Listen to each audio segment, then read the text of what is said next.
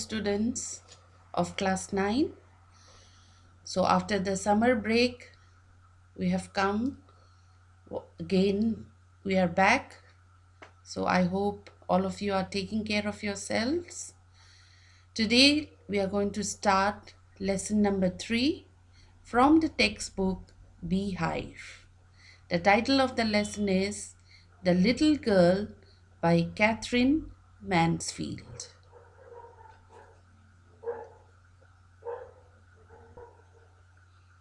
Before we start the lesson, let's know what we can learn about the writer of the story, that is Katherine Mansfield. Katherine Mansfield was born in the year 1888 and she died in the year 1923 at the age of 34. She was a prominent story writer and poet. She was born and brought up in colonial New Zealand. Please note the word colonial. Colonial means a country which is under the rule of a foreign country.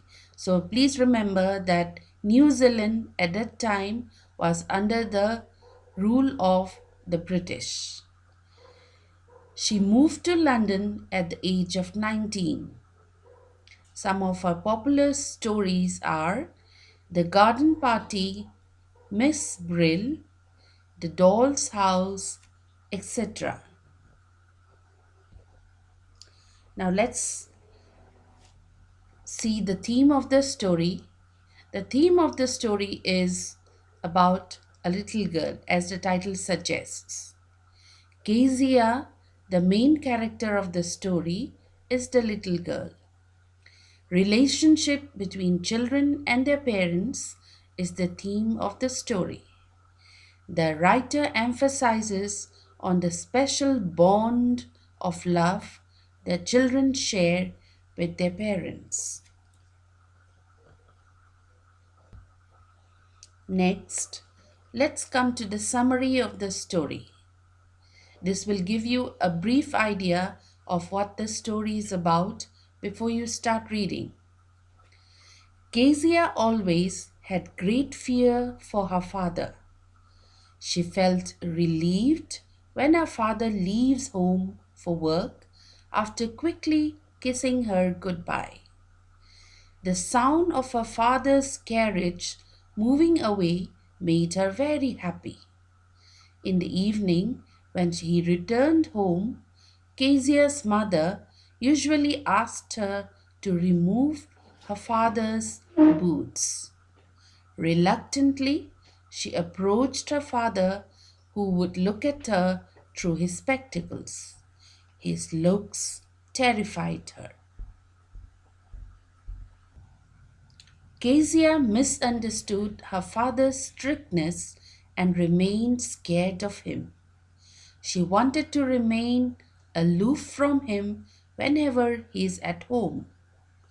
She considered him to be a giant to be feared. She would often get nervous and stutter while talking to him. She longed for her father's love and affection.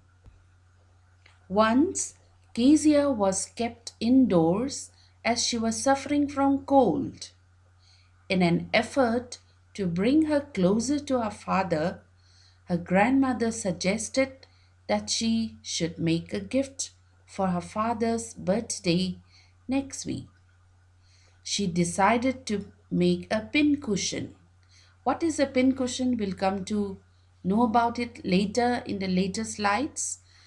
I'll tell you what a pincushion is. So she decided to make a pincushion. However, by mistake, she tore the paper that had her father's important speech. She used the bits of paper to fill the pincushion. This made her father furious. He punished her. This incident made Kezia fear her father all the more. Kezia would often watch her neighbors, the MacDonalds, play happily with their father. She found Mr. MacDonald so different from her father. He played so lovingly with his children. She wished her father would be more like Mr. MacDonald.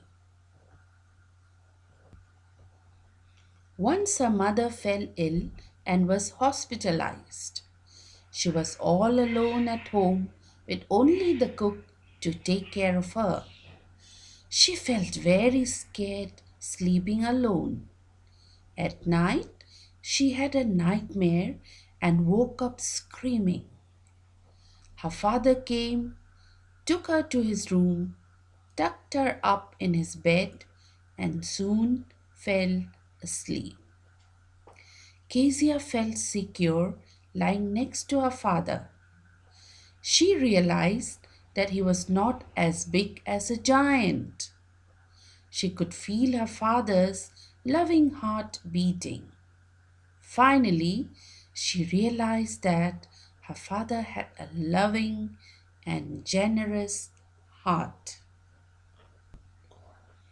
Now let's learn the meaning of some of the new words that you'll find in the story.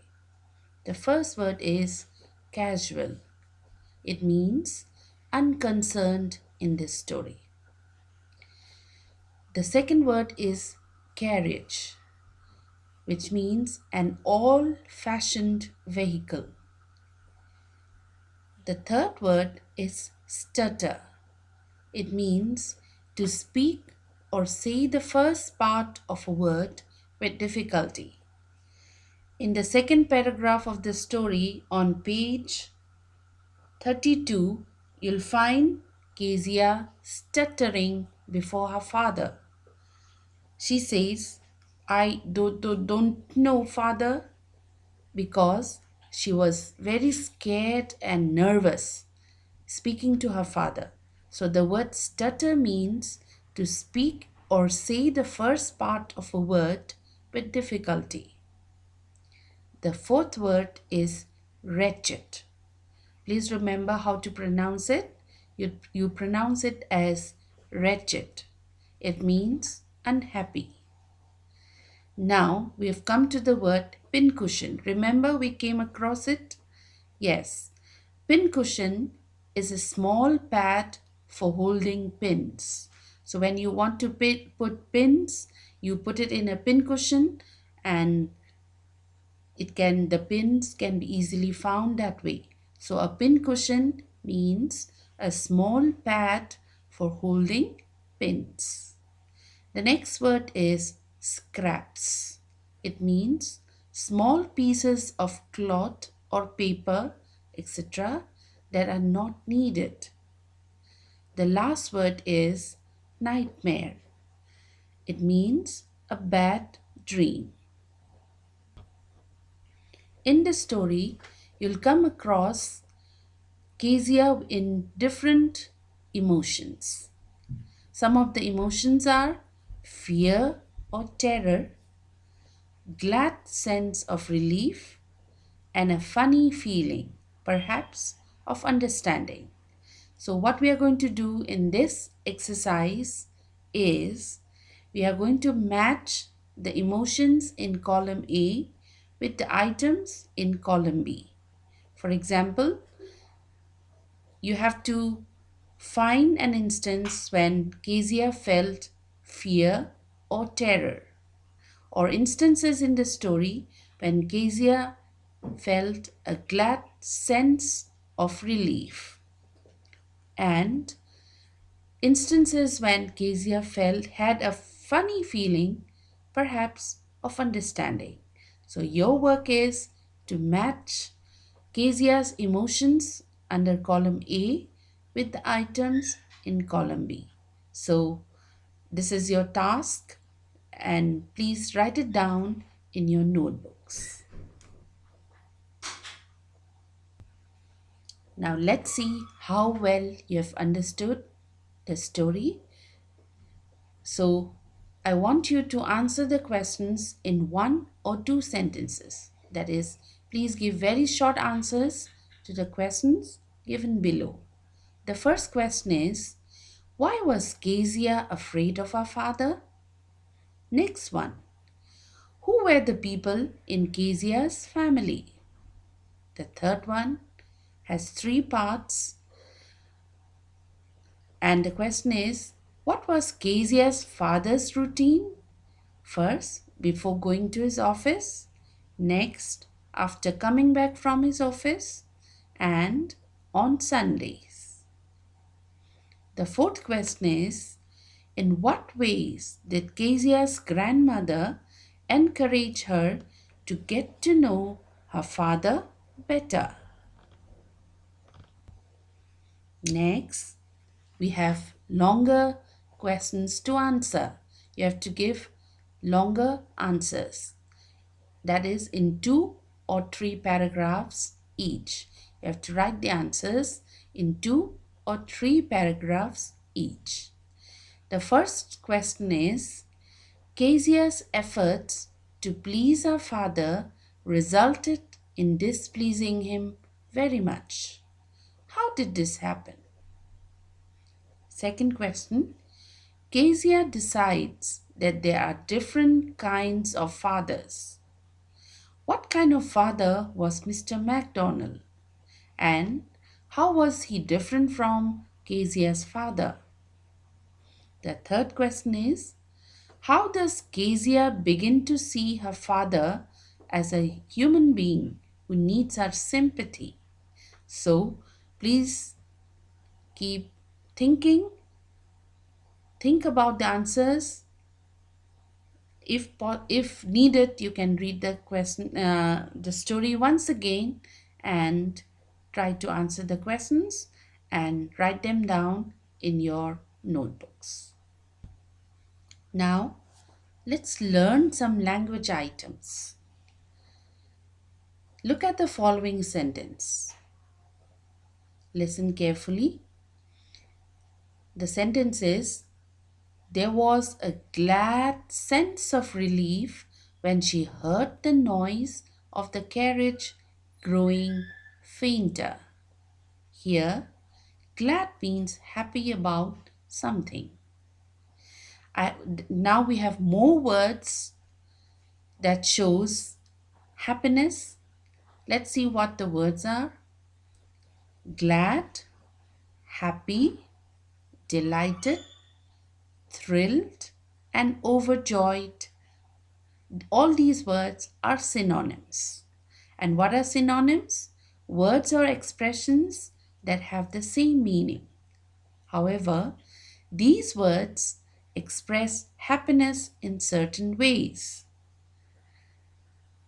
Or, for example, happiness in different forms. Now to make it clearer, let's read the sentences below. She was glad when the meeting was over. Second sentence, the chief guest was pleased to announce the name of the winner. So here, glad and pleased are different words that express happiness.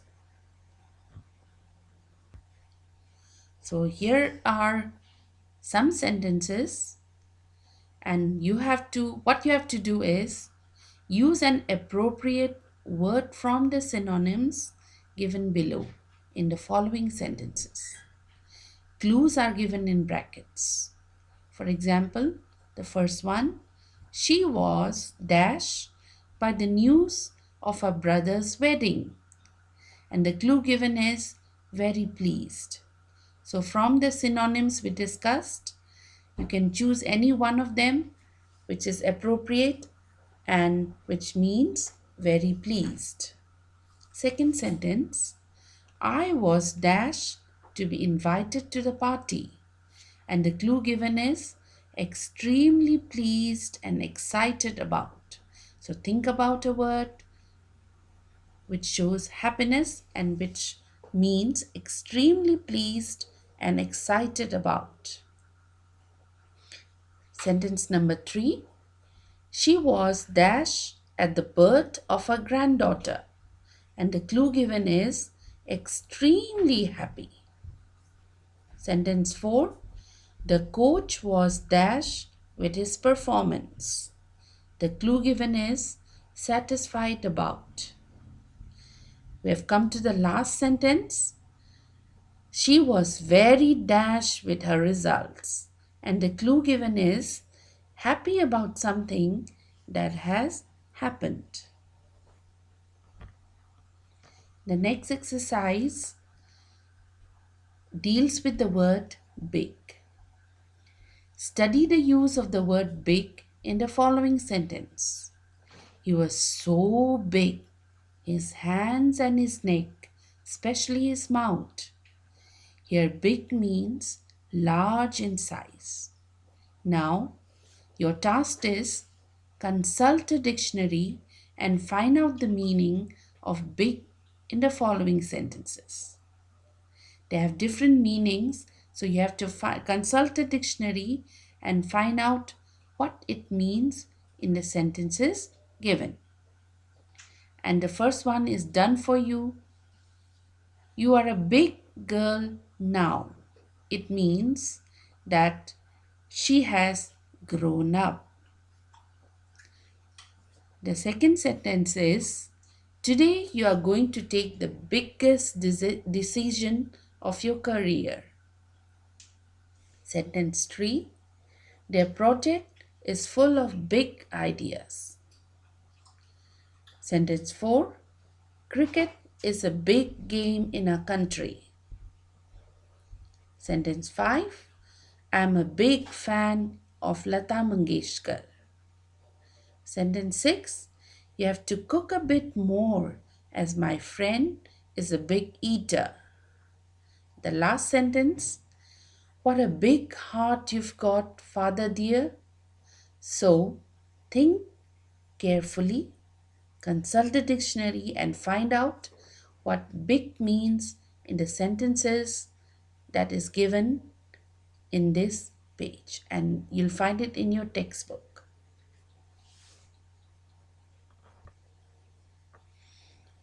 In this slide, we've come to a very important structural item that you'll find in English grammar. That is verbs of reporting, or generally known as reporting verbs. Let's study the following sentences. What? Screamed mother. No, she whispered. Sit up, he ordered. The italicized words are verbs of reporting. The italicized words in the sentences that we've read just now are screamed, whispered, and ordered. So we quote or report what someone has said or thought by using a reporting verb. For reporting clause contains a reporting verb. So please remember, when you want to change a direct speech into indirect speech, we use a reporting verb or verbs of reporting. Please remember, every reporting clause contains a reporting verb. Let's take some examples. He promised to help in my project. How are you doing? Seema asked. We use verbs of reporting to advise, order, report statements, thoughts, intentions, questions, requests, apologies, manner of speaking, and so on. So to make reporting verbs or verbs of reporting clearer, let's do a small exercise. What you have to do is underline the verbs of reporting in the following sentences. The first sentence is, he says he'll enjoy the ride. Next, father mentioned that he was going on a holiday. Sentence 3, no one told us that the shop was closed. Next, he answered that the price would go up. Sentence 5. I wondered why he was screaming. Sentence 6. Ben told her to wake him up. The last sentence. Ratan apologized for coming late to the party. So, one more exercise using verbs of reporting. Some verbs of reporting are given in the box. Choose the appropriate verbs and fill in the blanks in the following sentences. The verbs given are verbs of reporting given are were complaining, shouted, replied, remarked, ordered, and suggested. You have to use these appropriately to fill in the blanks. The first sentence is, I'm not afraid, dash the woman. So you have to fill in the blanks using verbs of reporting given above. Sentence 2, leave me alone, my mother shouted. So here I've used the verb of reporting shouted. So this is how you have to do the exercise. Sentence 3. The children dash that the roads were crowded and noisy. Sentence 4. Perhaps he isn't a bad sort of a chap after all. Dash the master. Sentence 5. Let's go and look at the school ground. Dash the sports teacher. The last sentence. The traffic police dash all the passers-by to keep off the road. The next activity is a speaking activity and also involves making a group of 2.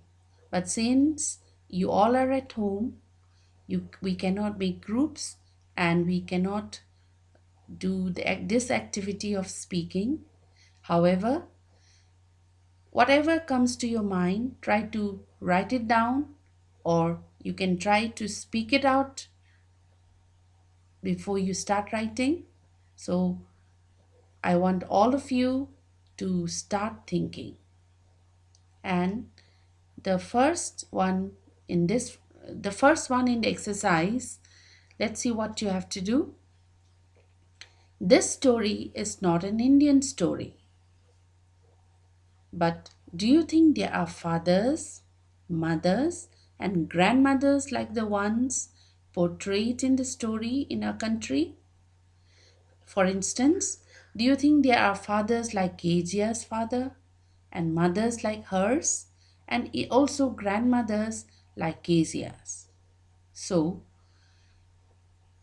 think about it and try to speak out what you have in your mind. After speaking it out, you can note it down in your notebook, whatever thoughts that came to your mind. So please do it. Start thinking, speak it out, and then start writing.